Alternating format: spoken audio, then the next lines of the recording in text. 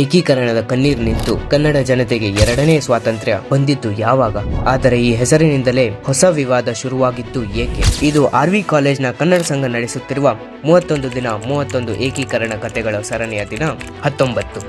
ಕೇಂದ್ರ ಸರ್ಕಾರದ ವಿಳಂಬ ಮತ್ತು ಗೊಂದಲಗಳ ನಂತರ ಸಮಗ್ರ ಕನ್ನಡ ಪ್ರದೇಶಗಳ ರಾಜ್ಯವು ಅಧಿಕೃತವಾಗಿ ಅಸ್ತಿತ್ವಕ್ಕೆ ಬಂದಿದ್ದು ನವೆಂಬರ್ 1, 1956ರಂದು ಮತ್ತು ಇದಕ್ಕೆ ಮೈಸೂರು ರಾಜ್ಯ ಎಂದು ಹೆಸರಿಸಲಾಯಿತು. ರಾಜ್ಯಗಳ ಪುನರ್ ವಿಂಗಡನಾ ಕಾಯ್ದೆಯ ಆಧಾರದ ಮೇಲೆ 5 ವಿಭಿನ್ನ ಆಡಳಿತಗಳಲ್ಲಿದ್ದ ಎಲ್ಲಾ ಕನ್ನಡ ಮಾತನಾಡುವ ಪ್ರದೇಶಗಳನ್ನು ಒಂದೇ ರಾಜ್ಯಕ್ಕೆ ಒಗ್ಗೂಡಿಸಿ ಒಟ್ಟು 19 ಜಿಲ್ಲೆಗಳೊಂದಿಗೆ ರಾಜ್ಯವನ್ನು ರಚಿಸಲಾಯಿತು. ಕನ್ನಡಿಗರಿಗೆ ಇದು ಎರಡನೇ ಸ್ವಾತಂತ್ರ್ಯ ದಿನವಾಗಿತ್ತು. ರಾಜ್ಯಾದ್ಯಂತ ರ್ಯಾಲಿಗಳು, ಕನ್ನಡ ಧ್ವಜಾರೋಹಣ ಮತ್ತು ದೇಶಭಕ್ತಿಯ ಹಾಡುಗಳೊಂದಿಗೆ ವಿಜೃಂಭಣೆಯಿಂದ ಆಚರಿಸಲಾಯಿತು. ಕವಿಗಳಾದ ಕುವೆಂಪು ಮತ್ತು ದ.ರಾ ಬೇಂದ್ರೆ ಅವರು ಇದನ್ನು ಕನ್ನಡದ ಹೆಮ್ಮೆಯ ಪುನರ್ಜನ್ಮ ಎಂದು ಬಣ್ಣಿಸಿದರು. ಪತ್ರಿಕೆಗಳು ಈ ದಿನವನ್ನು ಕನ್ನಡಿಗರ ವಿಜಯೋತ್ಸವ ಎಂದು ಕರೆದವು. ಆದರೆ ಹೋರಾಟ ಇನ್ನೂ ಮುಗಿದಿರಲಿಲ್ಲ. ಏಕೀಕರಣದಿಂದ ದೊಡ್ಡ ಸಾಧನೆಯಾದರೂ ಕೆಲವು ಸವಾಲುಗಳು ಇನ್ನೂ ಉಳಿದುಕೊಂಡಿದ್ದವು. ಮಹಾರಾಷ್ಟ್ರವು ಅದರ ಸೇರ್ಪಡೆಯನ್ನು ವಿರೋಧಿಸಿ ಮಹಾರಾಷ್ಟ್ರ ಏಕೀಕರಣ ಸಮಿತಿಯ ಮೂಲಕ ಹೋರಾಟವನ್ನು ಮುಂದುವರೆಸಿತು. ಹೈದರಾಬಾದ್ ಕರ್ನಾಟಕ ಮತ್ತು ಬಾಂಬೆ ಕರ್ನಾಟಕದಂತಹ ಹೊಸ ಪ್ರದೇಶಗಳಿಗೆ